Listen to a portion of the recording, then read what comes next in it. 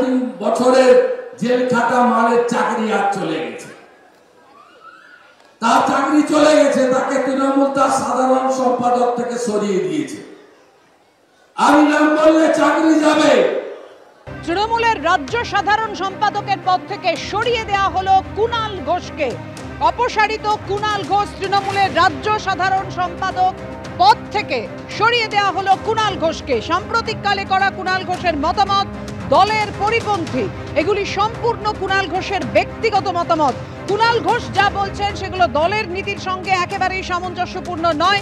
বিবৃতি দিয়ে দল জানিয়ে দিল তৃণমূল কংগ্রেসের সদর দপ্তরের করা মতামতই দলের মতামত। জানালো তৃণমূল কংগ্রেস। আগেই দলের মুখপাত্রের পদ থেকে অব্যাহতি দেওয়া হয়েছে কুণাল ঘোষকে। এবার রাজ্য সাধারণ সম্পাদকের পদ থেকেও সরানো হলো কুণাল ঘোষকে। প্রেস বিবৃতি দিয়ে জানানো হলো তৃণমূল কংগ্রেসের তরফে। তৃণমূল কংগ্রেসের তরফে একেবারে স্পষ্ট করে জানিয়ে দেওয়া হলো প্রেস বিবৃতি দিয়ে যে তৃণমূলের রাজ্য সাধারণ সম্পাদক এখন আর কুণাল ঘোষ নন, অর্থাৎ অপসারিত কুণাল ঘোষ তৃণমূলের রাজ্য সাধারণের পদ থেকে। কুণাল ঘোষের মতামত দলের নীতির সঙ্গে সামঞ্জস্যপূর্ণ নয়। তৃণমূলের রাজ্য সাধারণ সম্পাদকের পদ থেকে অপসারিত কুণাল ঘোষ। এগুলি সম্পূর্ণ কুণাল ঘোষের ব্যক্তিগত মতামত। সাম্প্রতিককালে কুণাল ঘোষ যে সমস্ত মতামত করেছেন সেগুলি দলের পরিপন্থী। তৃণমূল কংগ্রেসের সদর দপ্তরের করা মতামতই দলের মতামত, জানিয়ে দিল তৃণমূল কংগ্রেস। আগেই দলের মুখপাত্রের পদ থেকে অব্যাহতি দেওয়া হয়েছে কুণাল ঘোষকে, আর এবার রাজ্য সাধারণ সম্পাদকের পদ থেকেও সরানো হলো কুণাল ঘোষকে। প্রেস বিবৃতি দিয়ে জানানো হলো তৃণমূল কংগ্রেসের তরফে।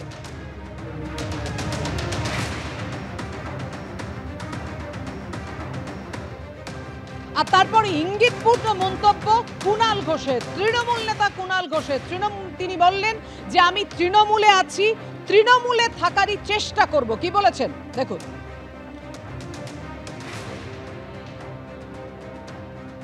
দলের শীর্ষ নেতৃত্ব হবেন আমি কি করে বলবো, তারা সব মহানুভব, মঙ্গল করুন, ঈশ্বর তাদের মঙ্গল করুন।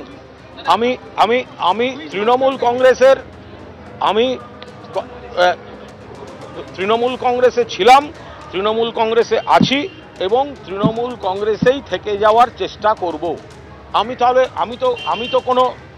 তো কোনো দল বিরোধী কাজ করিনি।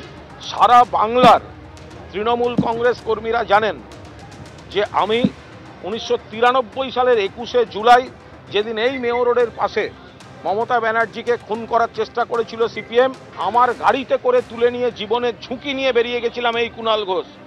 এরপরে সমস্ত আমার জীবনের উত্থান পতনের পরেও 2021 সালেও যখন একের পর এক নেতা দল থেকে চলে যাচ্ছেন, তখনও যে তৃণমূলের ওয়ার্কফোর্স, যে সহকর্মীরা মাটি কামড়ে লড়াই করেছে এবং বিজেপির দিকে তাকিয়ে আক্রমণ করে, সিপিএম কংগ্রেসকে আক্রমণ করে, তার মধ্যে কুণাল ঘোষ একজন।